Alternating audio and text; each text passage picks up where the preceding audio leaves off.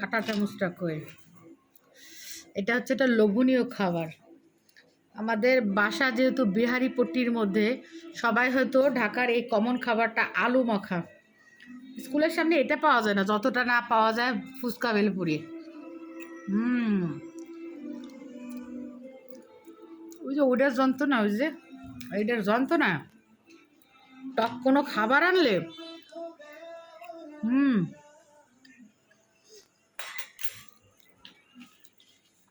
সামনে এখন আমার অনেক খাবার।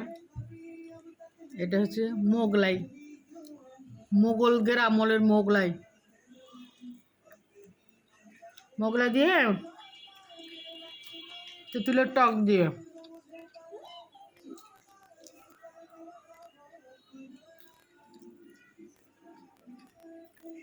যাই হোক, যেটা বলার জন্য আমি আসলে ক্যামেরাটা ওপেন করলাম।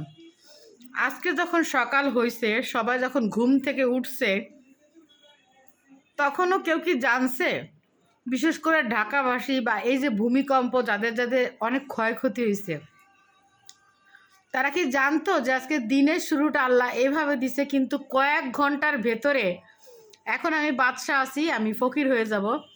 এই কথাটা বললাম এই জন্য, ঢাকা শহরে তাদের 6তলা বাড়ি, 5তলা বাড়ি কয়েকটা দেখছেন হেলে গেছে, ধসে গেছে। এই মানুষগুলোর মনের অবস্থা কি বুঝতে পারতেছেন? মানে একদম রীতিমতো তারা পথে বসে গেল। এই জন্য বলছে সকালবেলার বাচ্চা তুমি, বিকালবেলার ফকির। তো আজকের দিনটাতে আমার এক কথাটা সারাটা দিন শুধু মনে হয়েছে যে বাড়িগুলো ঢাকা শহরে কাত হয়ে গেছে, হেলে গেছে, ফেটে গেছে। তখন মনে হয়েছে যে এই বাড়িওয়ালাগুলোর কত অহংকার ছিল সারা জীবন। আর আজকের দিনটা ঠিক তাই হলো, যে না, সকালবেলার বাচ্চা দুপুর না হইতে হইতেই ফকির। আর এমন একটা মনে হচ্ছিল যে শুক্রবারের দিন সকালবেলা প্রথম ঝাঁকি খাওয়ার সাথে সাথে আমার মনে হয়েছে যে এইটাই বুঝি কিয়ামত। কারণ মানে শুনছি হুজুরদের কাছে যে কিয়ামতের দিনও নাকি এরকম দিন শুরু হবে, মানুষের দৈনন্দিন কাজ করবে, হুট করেই কিয়ামত শুরু হয়ে যাবে, মানুষ দৌড়াদৌড়ি শুরু করবে। তা আজকে আমার কাছে কেন জানি মনে হয়েছে জিনিসটা তেমন ছিল। আল্লাহর কাছে অশেষ রহমত। তারপরও আমি বয়ে বয়ে আজকে এখন চিকেন চাবাইতেছি।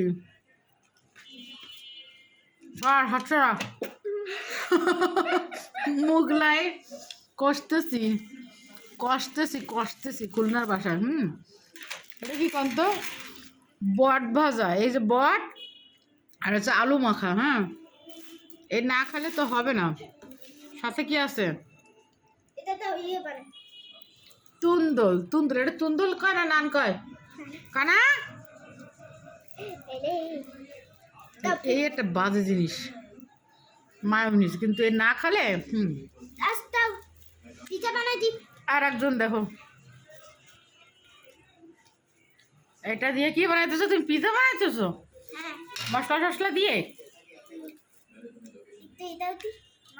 না, এটা টক টক লাগবে, দিও না। চিকেন দাও একটু। যাই হোক, যাদের যে অবস্থা আল্লাহ রেখে গেছে সবাই আল্লাহর কাছে শুকরিয়া আদায় করবেন।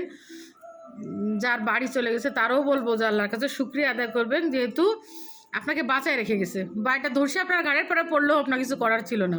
সে আর তো বলেন যে আলহামদুলিল্লাহ, আল্লাহ বাড়ির পর্দে নিচ্ছে, জানের পর্দে নেয়নি। আল্লাহ যাই করে আমাদের মঙ্গলের জন্য করে।